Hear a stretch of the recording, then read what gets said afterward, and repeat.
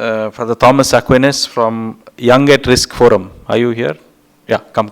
So we saw this thing of children at risk, unless children who run away from home because they had a fight or something, if they are not taken care, they go to the wrong hands.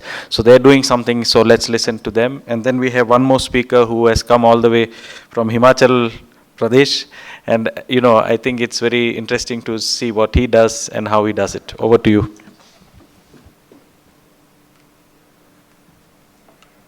Good evening. Thank you, Jose, for the opportunity and for inviting us. Building sustainable child-friendly cities. I come from Don Bosco. A few years ago, I was working in Orissa. We were starting a school, and the children would run in the morning into the school campus. And sometimes it was very surprising, even the smallest children, the ones we expect to be crying and not wanting to come to school, running into the school. And it was really a surprising thing for me. And when we started inquiring, after the school, the children go back. It is one of the smallest town in Orissa, really backward. And when we inquired, after the school, the children get back home, and they were forced to rest. After that, back to the tuition, and then back to bed. And when we inquired further, we found out there was not enough infrastructure to play in the town. And so the school was having that 15 minutes or half an hour that they were able to enjoy before the class started was a surprising thing for me, because the parents were able to pay the fees, the parents were able to think that they are giving the best of things for their children, but actually they were failing to give them their childhood. So that is where our story begins.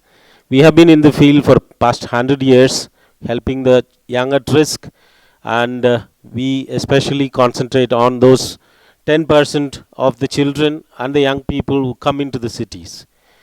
Take me seriously if you don't give importance to these young people who come into the cities.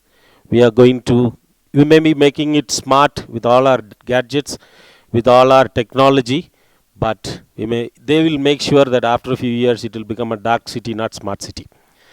So they can be keener revealed. The quotation is a very well said. I'll skip it.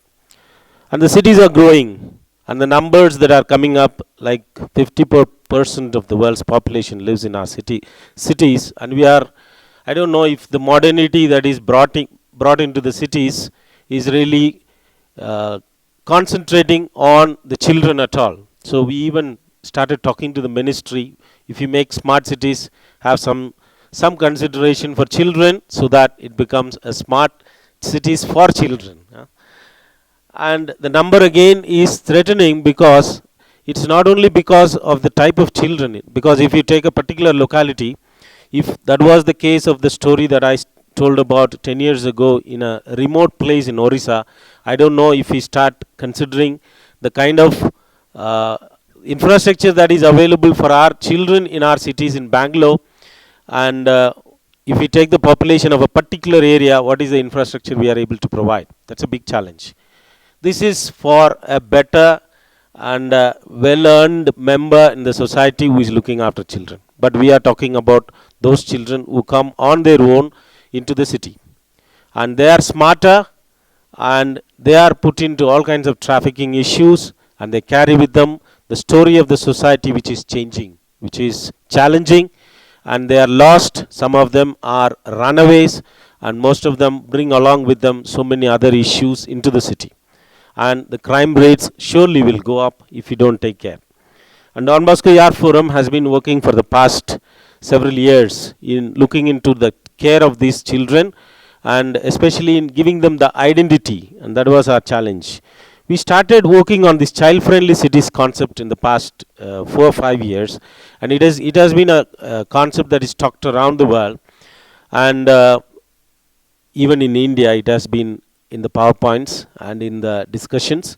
And what we did was, we said we will start, because when we considered, we have been running missing children program, even a portal 20 years now. When the internet was still in the dial-up mode, we were already on the in the technological solution for tracking missing children.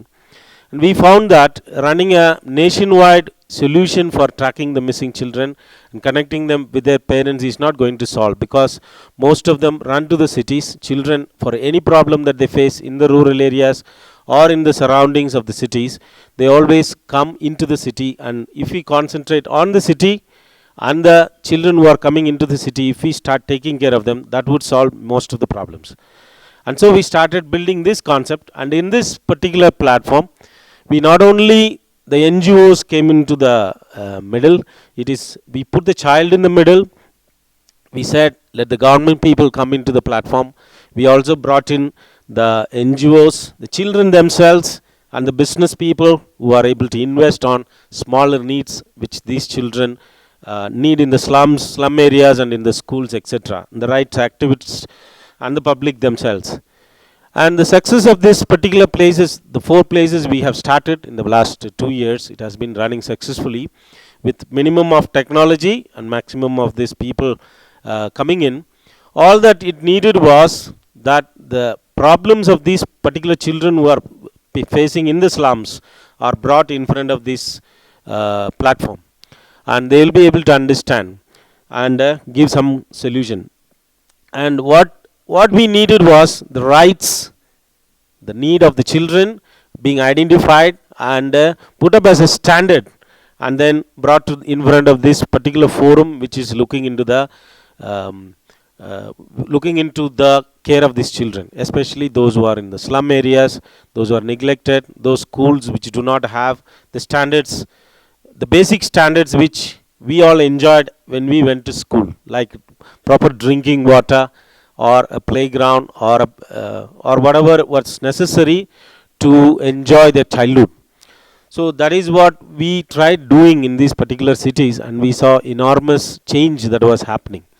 And all that we did was to put up a website, and then through set up these standards and connect it from the ground level through an app to the city forum which is looking into this.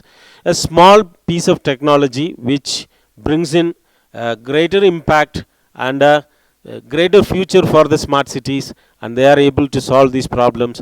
And these business people or whoever was able to donate these small things for these schools makes children smile. This is not the only solution. The identity becomes a bigger issue. So we started working with the technology, and we came up with an app, and it is already in the testing mode in collaboration with the NGO in Spain called Child PPA. And in that, we found that even in Aadhaar, we are not able to identify the children's identity with the help of the fingerprint, because the children's identity keeps changing, especially with regard to fingerprint. So we came up with a vein pattern, by which we are able to improve the quality of identification, and we are in the experimenting program in Delhi as well as in Bangalore, and we found the results quite encouraging, and we are planning to improve it. And also we are bringing in the facial recognition and the GPS in this particular app, and we are finding that with this we will be able to give the proper identity to these runaway children, and we will be able to monitor. And the challenges are, the missing children problem is not going to stop, because as long as family is there, there will be misunderstanding, and the children are going to find their way into the cities, whether it is smart or not smart. And these problems, you need to solve it, unless otherwise some of us take up these issues, it's not, and they have no voice, and they have no, some of them even do not have Aadhaar identity itself. And the standards of care within the centers that are taking care of these children, this is again becomes a challenge.